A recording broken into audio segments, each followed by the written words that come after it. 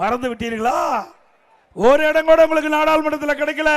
2014 நாடாளுமன்ற தேர்தலில் ஒரு இடம் கூட திமுக கிடைக்கல. எங்களை பத்தி பேசுவதற்கு தகுதி இல்ல.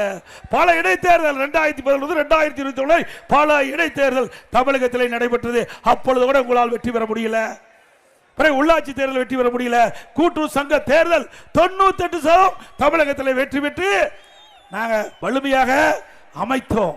10 ஆண்டு காலம் வனவாசம் போன கட்சி எங்களை பற்றி விமர்சனம் செய்வதற்கு அருகதை இருக்குதா?